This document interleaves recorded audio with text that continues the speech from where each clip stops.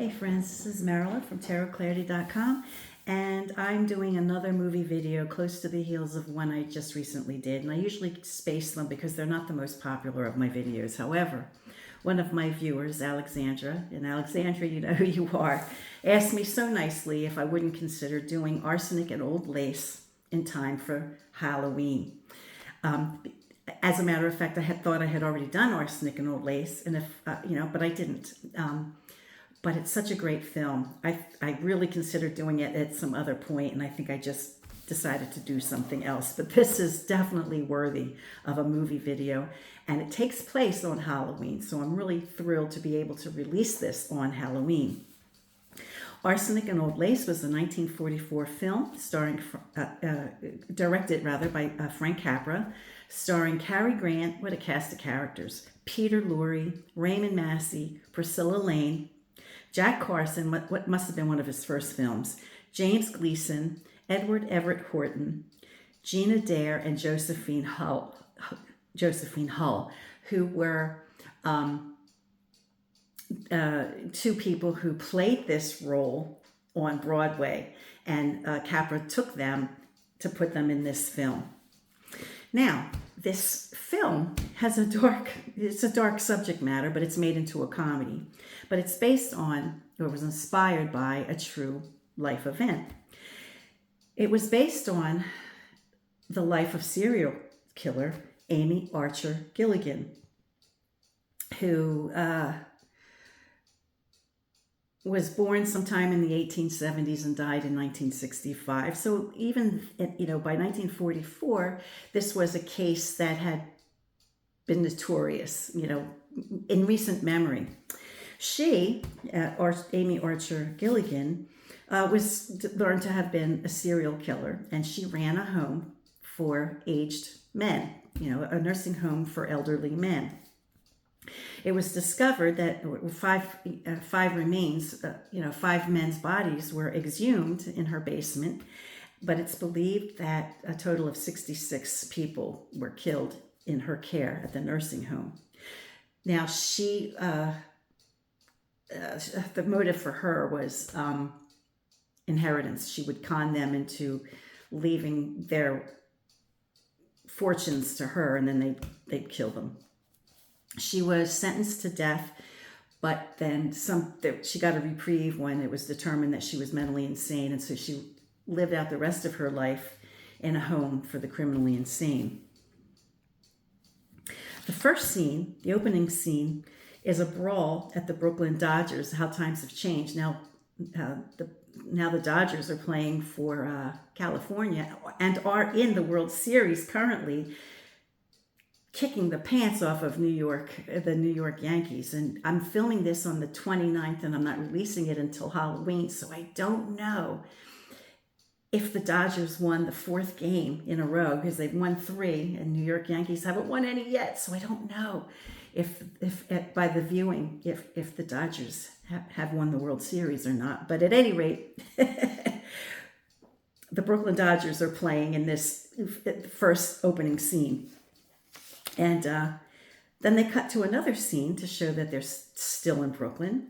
And they're in the borough's, City Hall, in the marriage license department, where couples are waiting in line to obtain their marriage license. Among those in line is one gentleman named Mortimore Brewster, who apparently is kind of famous. He's a famous playwright and author, and most of his work centers on anti-marriage, and he's very against marriage. So he doesn't want to be seen or caught dead at a marriage bureau because it would ruin his reputation if people knew he was getting married. So he's trying to keep his presence there under wraps so as not to attract the attention of a few reporters who wait in the area looking for famous people who may or may not be getting married. So he's like totally freaked out, and he decides while he's in line, he decides he can't get married, and he tells his fiancée that he just can't fall through with this. But she plays him like a fiddle, the sweet Priscilla Lane. So he just like melts in her arms as he's telling her he can't marry her. He just melts in her arms. And in a weak moment, they get married. He abandons reason and he marries the woman. The next scene takes us to two police officers who are on their beat, and they're strolling past a very old cemetery, established in the 1600s. And the veteran officer tells the young officer, who was played by Jack Carson, that he's inheriting a great beat. He's inheriting the great beat. Apparently, I guess the old guy must be retiring, and he's kind of passing the torch for this new beat with this new young officer. And it's especially a wonderful beat because there's a pair of two old ladies known as the Brewster sisters who will always let them in and have cake and tea and all that kind of stuff. And their family, the veteran officer explains to the young officer, was a very wealthy family, and they left a huge sum of money for the sisters. But despite their great wealth, they run a boarding home for old men. The older officer explains it's not because they're hurting for money, but it's because they are the sweetest, most angelic, charitable women you could ever meet. Inside the house, we're taken inside the house, there's a man who strongly resembles Teddy Roosevelt playing the harpsichord, and one of the elderly women, one of the Brewster sisters, is talking to a reverend. Apparently, the reverend is the father of the bride, Elaine, that Mortimer Brewster, the nephew, just married at the courthouse. The reverend tells the aunt that he strongly disapproves of the marriage since Mortimer has written numerous books and plays on the topic against marriage. And being a man of the cloth, what man of the cloth would want his daughter to marry such a man? While the reverend is visiting the old lady, the officers knock on the door to pick up some toys for like a Christmas charitable thing, Toys for Tots. It wasn't called that, but it was the same kind of idea.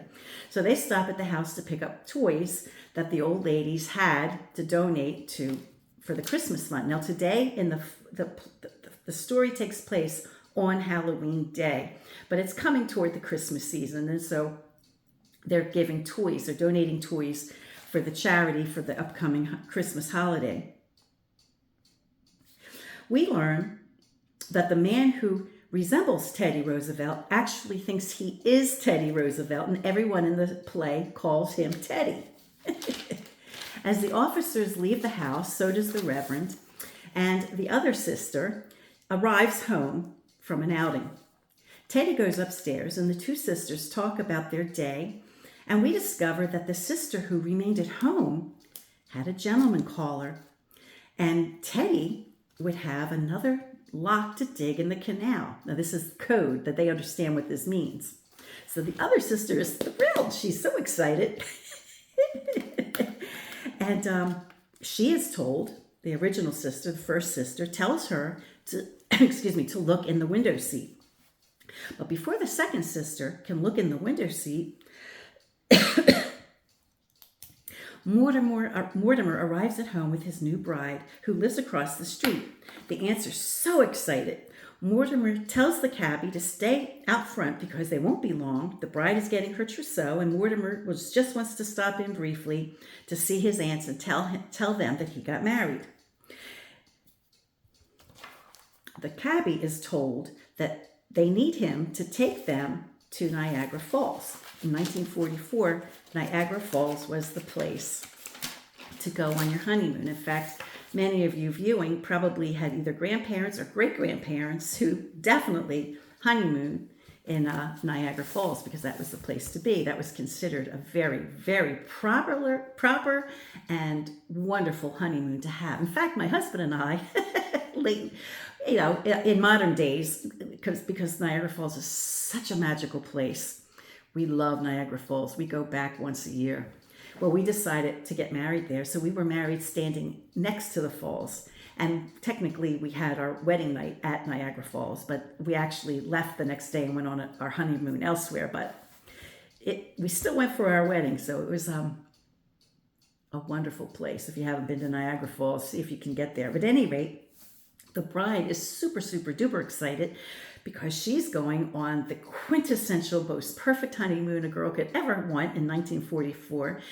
And he's not ashamed to take his bride to Niagara Falls because now he's so excited that he's married, despite all the things he's written. He just loves her so much and he's just so excited. So the two of them are like on a high going to Niagara Falls. He adores his aunts and they adore him. And they go into the kitchen to bake a cake so that the young couple could take a cake on their honeymoon, I guess, you know.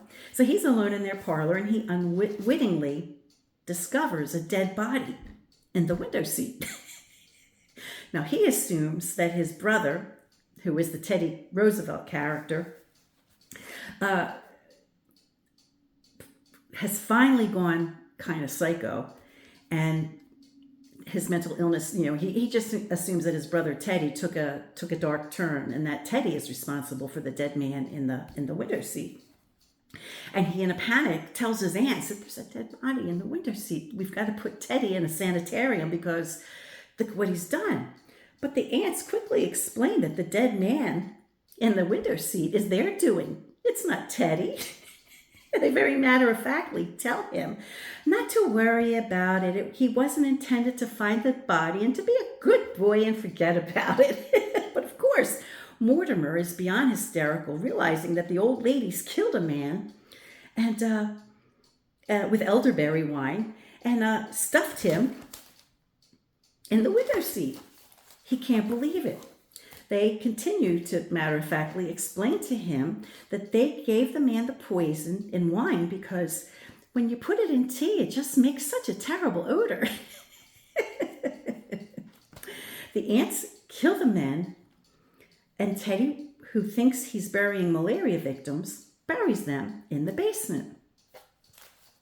Apparently, there have been 12 victims. Well, actually 11. One of them was an accident. They explained that it all began when their first guest arrived and dropped dead after dinner. He was a lonely old man who had no family, no loved ones, and was sad and very lonely. And after he died, as I mentioned by accident, unintentionally, he looked so happy and serene in death that they decided to make it their charitable mission to help sad, lonely old men who had no one who loved them find their peace. So they opened a boarding home for old men, killed them with elderberry wine, and had Teddy bury them in the basement because he innocently believes they are yellow fever victims.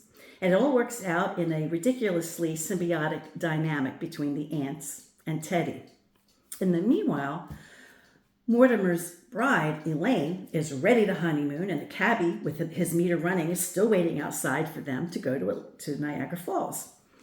Mortimer tries to get rid of Elaine because he doesn't want her to know the crisis that he's dealing with at the moment. And so he insists that she go back home and that he'll call her in the morning, and she's confused, but he shoves her out the door like she doesn't have a clue what's going on. She just goes back to her house.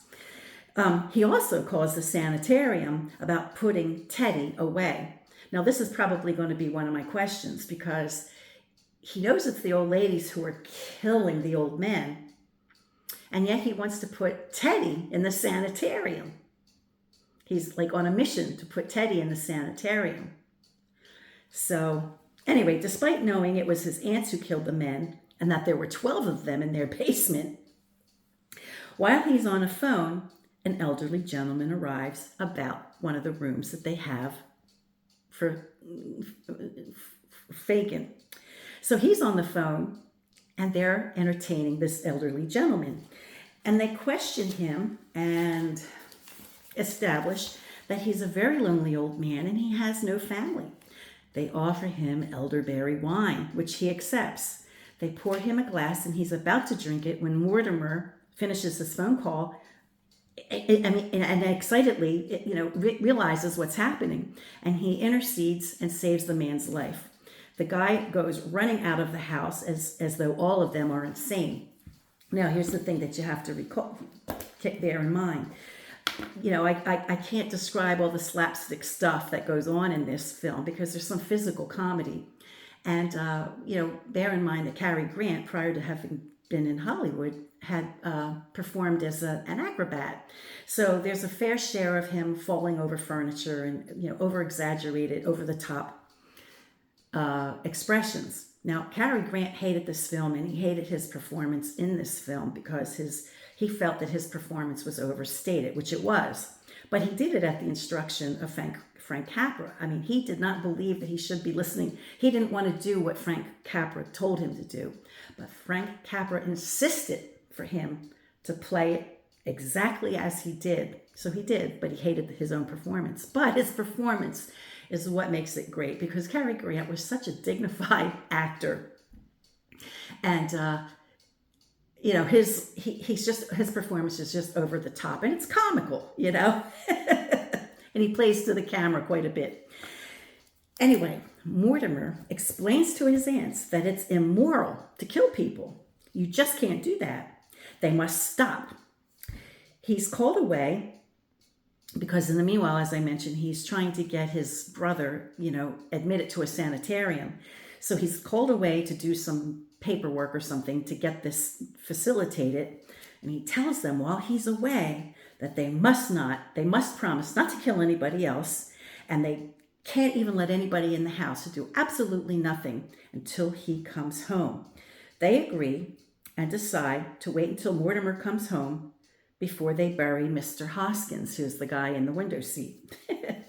They keep their promise, but two men arrive at the door. They refuse to let the men in, but the men let themselves in. We see a man in the dark as it's night, and they were going up to bed. We see a man who kind of looks like Frankenstein with all the scars on his face, and he's kind of creepy looking. And he arrives with his doctor, Peter Lorre. So it's Raymond Massey and Peter Lorre. The scary man explains that he's Jonathan. Because the old ladies don't recognize who he is. They don't know who he is. They say, go away, who are you? You're a stranger. Go leave the house. And he says, oh, I'm Jonathan, Mortimer's evil brother, who's been estranged from the family for years. The doctor, as it turns out, is a quack doctor who performs plastic surgery to disguise criminals, so they can escape from the law. So the doctor is his quack doctor, who has changed his identity since he's obviously a known criminal. As it turns out, Jonathan and the doctor have their own dead body in the car. Now, as I mentioned, Mortimer had run off to tend to the paperwork to get Teddy Roosevelt committed to the sanitarium. Teddy insists that the doctor who's accompanying Jonathan Teddy thinks, the doctor is one of his, men. And he insists that he has to go down to the canal to inspect the work down the canal. So so the doctor goes down to the basement with Teddy to inspect the canals just to appease Teddy. Jonathan tells his aunts by threatening them harm if they don't let him stay. But they don't want him there because he was an evil, wicked child. He was mean, like, not that they're not wicked people for killing people, but he was he physically tortured people. He was just a bad egg, and they didn't want him to stay. The doctor lets Jonathan know that the canal that Teddy has dug is conveniently the size of a grave. And it's perfect coincidence, because now it's the perfect place for Jonathan to dump the dead body that he has in his car. Right? So Jonathan and the doctor tell the old ladies to go upstairs to go to bed, get them out of the way. And Jonathan and the doctor bring their body in from the car. And Teddy comes up from the basement, assumes that takes the malaria victim that the ants killed, right? Takes the body that he thinks is the malaria victim, takes that body out of the window seat and takes it down the basement. So now the window seat is empty, right? So while Jonathan and the doctor are retrieving their body from the car, as I mentioned, Teddy comes up from the basement, takes what he believes is the malaria victim, and puts it in the basement.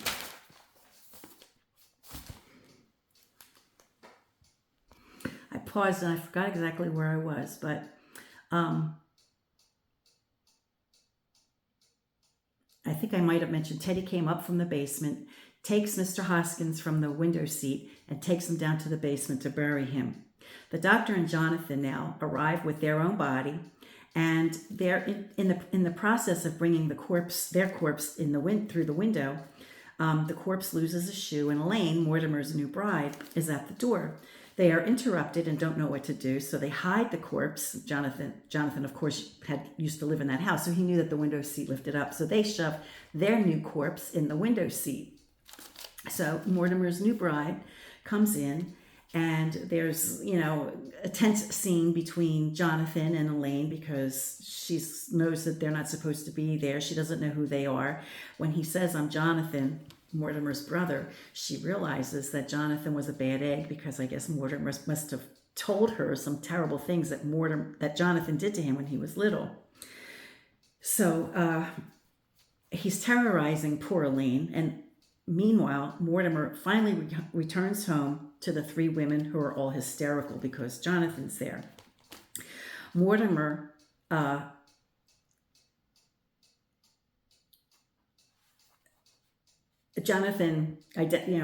Mortimer doesn't recognize Jonathan at first because he's had all this plastic surgery, but eventually Jonathan explains to Mortimer, "I'm your brother, and you're going to let me stay here." So Mortimer does not want Elaine to know any of this, so he ridiculously insists that she leaves, which infuriates her because she has no clue what's going on, and she leaves the house in anger. I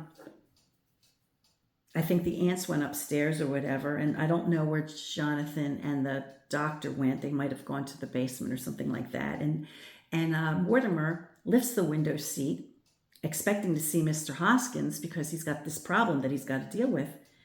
And he's surprised to see an entirely different man in the window seat. So he calls for his aunts to scold them for killing yet someone else while he was gone after they promised that they wouldn't do such a thing. And the aunts explain that the man currently in the window seat is not Mr. Hoskins. Through a comical exchange, Mortimer realizes that Jonathan must have brought his own dead body to their house. Now, this is a Frank Capra film, so there's a lot of people who are always coming and going in every scene. An Officer O'Hara arrives, and Mortimer, sensing that he now has the upper hand with Jonathan because Jonathan doesn't know about the dead bodies that the old ladies have, but Mortimer knows about the dead gentleman in the window seat belongs to Jonathan. So now Mortimer feels like he has the upper hand, and the police has now entered the scene. So he insists that Jonathan leave right now, or he'll tell the police that Jonathan's got a dead body in the window seat. The old ladies take the officer into the kitchen to offer him tea and cookies or something like that. But Jonathan discovers the other dead body in the basement and assumes that Mortimer killed him, until the aunts explain that Mr. Hoskins is their body and not Mortimer's body.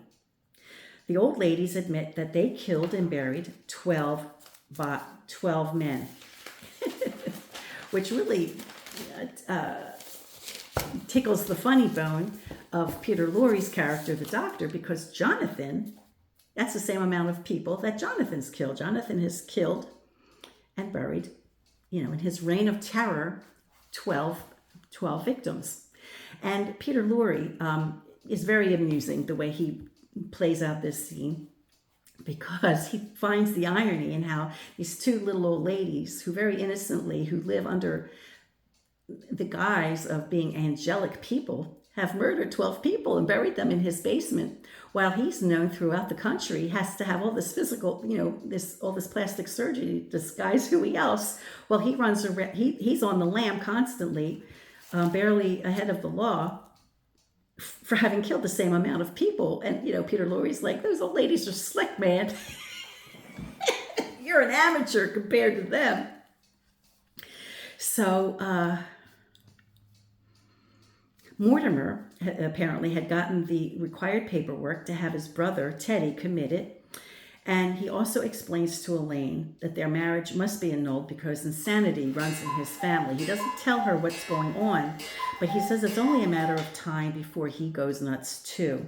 And, she says, things like, well, your aunts are the sweetest people on earth. Why are you even worried about insanity? And he's like, yeah, well, they got their quirks. It's a really funny scene. I mean, I'm not touching on how funny this film is, but it's got a lot of funny moments. During a brief moment, the doctor tries to get Mortimer to leave the house to save his life because the doctor realizes that Jonathan wants to kill Mortimer because Mortimer is a pain in his neck, and he wants to get rid of Mortimer because he can handle the old ladies, but Mortimer's just puts an obstacle. So the doctor is just, because the doctor has a kind side, and the doctor really doesn't want Mortimer to get married. He says to Mortimer, it doesn't want Mortimer to get killed, rather. He says, look, you have a beautiful new bride. You have your whole life ahead of you. Get out of the house now. And Mortimer doesn't catch on. He's really obtuse. And in a comical scene, Jonathan reappears in the room behind Mortimer's back and ties Mortimer up to kill him. But the scene is played out in a comical way. Just as Jonathan is about to begin his torture of Mortimer,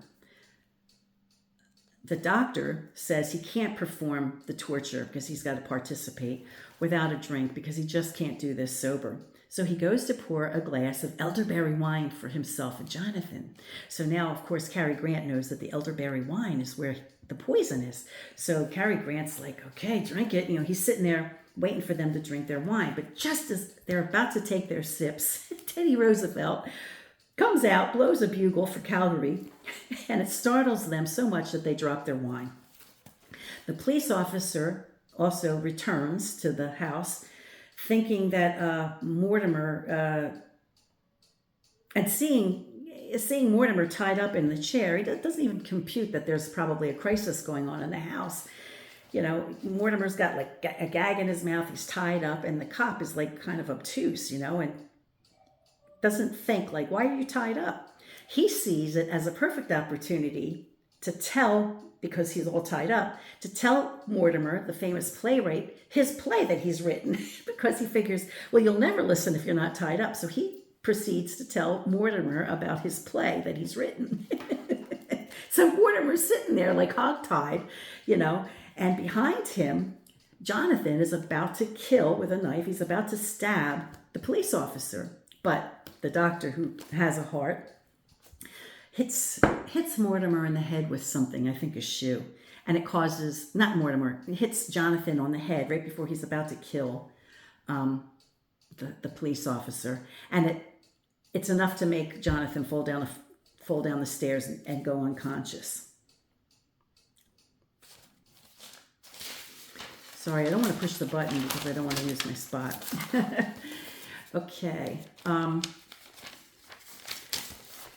So now that Jonathan is passed out on the floor, two more police officers arrive, and Jonathan comes to, and he starts a fight, and it becomes a big brawl with Jonathan and the two police officers. And the police officers eventually knock Jonathan out and tie him up. Now that Jonathan is securely tied up, he's passed out, the chief of police, James Gleason, arrives, looks at him, and says, well, this is the escaped fugitive we've been looking for, you knuckleheads. He's on our wall for most wanted. What the heck is wrong with you? If you ever looked at the wall, you'd see that he's one of the most wanted. He escaped from the criminally insane asylum. So you dunderheads didn't realize what you did, but you caught this guy. So let's go put him in the paddy wagon or whatever. So they removed Jonathan into police custody. Mortimer successfully has Teddy Roosevelt committed. And when the director of the home comes to take Teddy, the aunts decide that they want to go with Teddy to the insane asylum because, or not, it's not an insane asylum. It's like a home for, like, they call it Sunnydale, and it's a wonderful, peaceful place for people who are maybe a little unstable, but it's not a punishment kind of place. It's a nice place. But they decide they want to go with him because they can't imagine life without Teddy. And so Mortimer feels that everything in his life now, all his problems, have been neatly wrapped up because Jonathan has been taken away in police custody and going back to prison.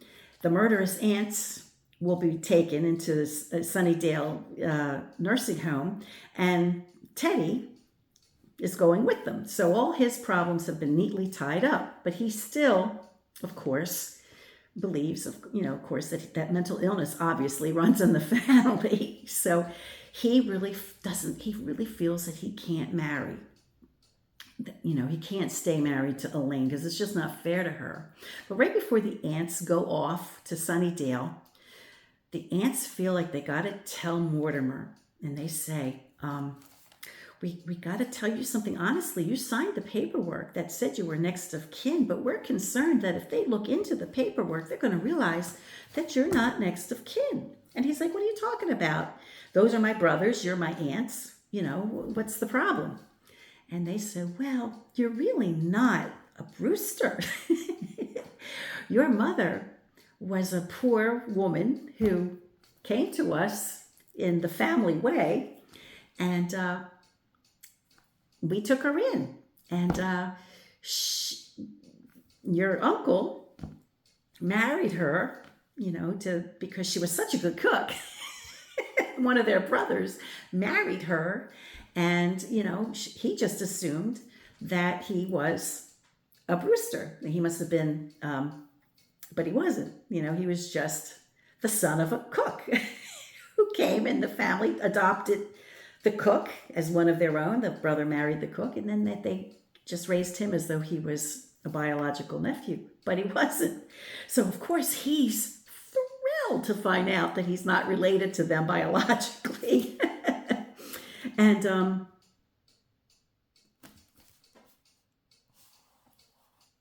so he's just thrilled to tears.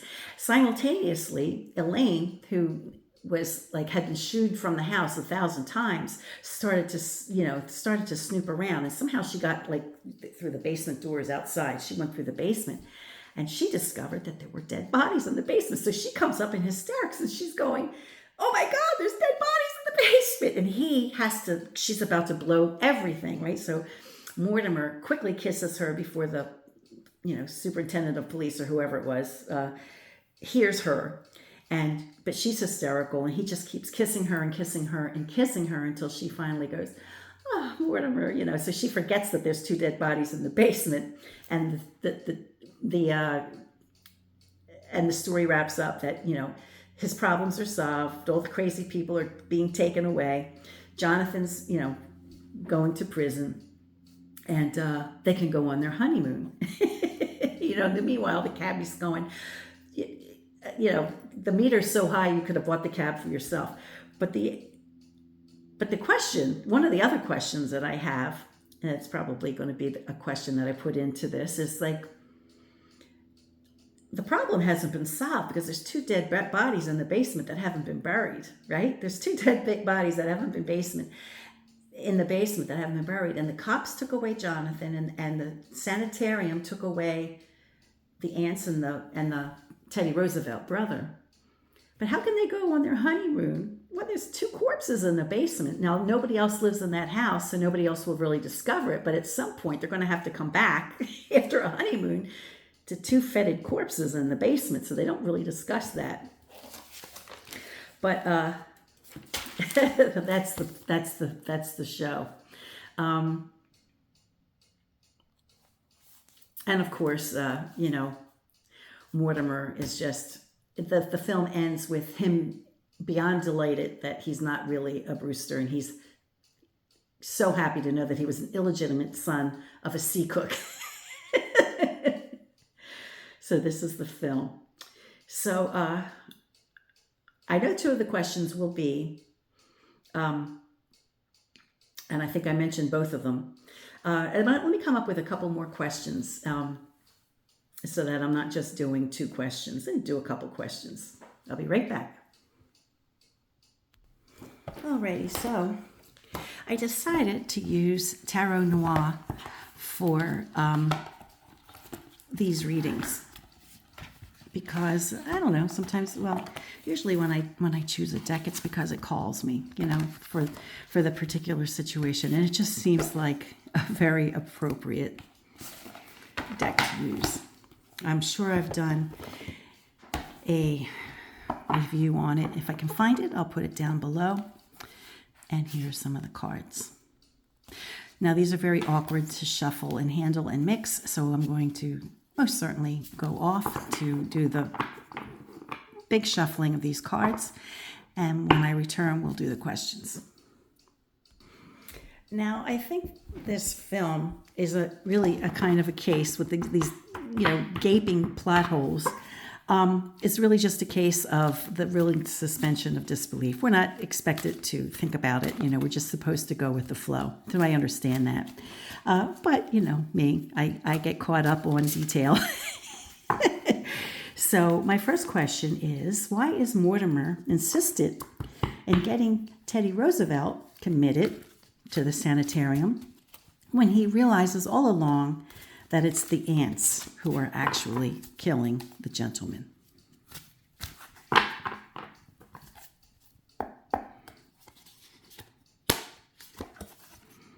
The Wheel of Fortune. Two batons, it could be them. And the Page of Cups, which could be him. So the quintessential card is the Hanged Man. So it almost seems like right on cue that it is a plot device, you know, the willing suspension of disbelief to just move the plot along regarding the women and his dynamic with them. And so just my assumption, what I thought, it just seems like it's being spelt out very plainly in these cards. Or if we don't want to look at that as the true answer, we can just say that, you know, he figured that he would just take care of one problem and he would deal with the ants later. So, but I think this really spells out the first thing with like the willing suspension of disbelief to get the plot flowing regarding these two. And that after he put this, you know, the uncle away, his brother away rather, that he'd come back and deal with them. So, okay, the next question is, what is Mortimer's plan when he returns from his honeymoon, knowing that he's got two dead bodies in the basement that he's going to have to deal with, and his wife, his brand new wife, completely knows about it. I mean, she was distracted by his kissing her, but when she comes out of her blooded bliss, she's going to remember that there are two dead bodies. So he's made her an accomplice now. So what is they're going to have to come up with a plan. What is their plan for when they return to get rid of those bodies so that no one ever finds out? Let me shuffle the cards. Alrighty, a couple more shuffles on camera. These are very awkward cards. I don't know if any of you have these cards, but they're beautiful, but they are awkward. Okay. 3. Okay, growth on the domestic scene. King of Cups. 4 swords. We have 3 and 4 is 7. That would be the Chariot. So let me pull it. Well, we do have, because this is a tough one to decipher, and the quintessential card is the Chariot. Now, the Chariot can reference when they come home, on their return trip, you know, when they come back. So we can keep that in mind, but it might be something else. But we do have water and fire next to one another. And they may decide that they're going to blame it on the unstable brother. Since water and fire are at odds with one another, it could suggest that this has a negative connotation. So they may decide to blame it on Jonathan, the evil, wicked brother. So they may just decide to do that. And that would maintain the prosperity and well-being of their name, their home. They are obviously accomplices, after the fact. So it would clear their names if they blame Jonathan, because who wouldn't believe that Jonathan was capable of that? And now this card I usually see as the card of the victor, so I think he gets away with it. It could also, represent when they return, but I think that's what they're going to do to preserve the integrity and well-being of their domestic life. The instability of these two suits, one next to the other, just blame it on the unstable brother, and they'll get away with it. Ooh, but I don't see Elaine going for that. But I guess, what else are they going to do? And I'm going to come up with one more question, because I like to do 3 questions. I just thought of one. The doctor, who had a sympathetic heart, he had some good. He was just kind of trapped by Jonathan. Jonathan, I think, just trapped him into doing his bidding. But I think the doctor, when Mortimer had the chance to accuse the doctor and say, this is my brother's accomplice, he let the doctor go. He did not tell the police about the doctor. He just let the doctor go. So my question is, when the doctor leaves, what's going to become of the doctor? What's the doctor going to do now that he's been given a second chance at life?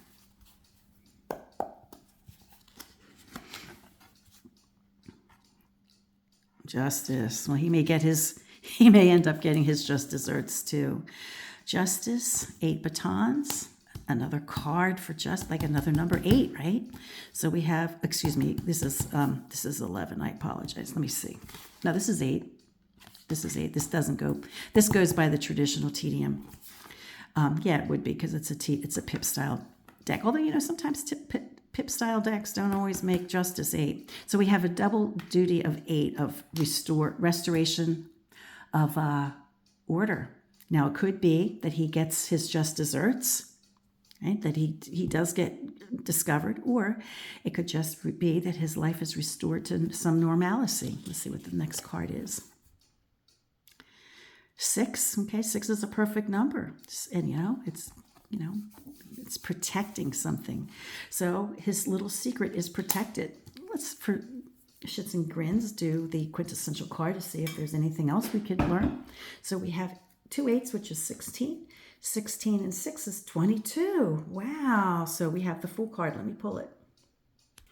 So I think that with the fool, that he's left and he's just moving on to the next place, but that he turns his life around, right? His life is returned to, the chaos is no longer in his life. His life is restored from chaos. His secret is safe, and he's just free to go his merry way.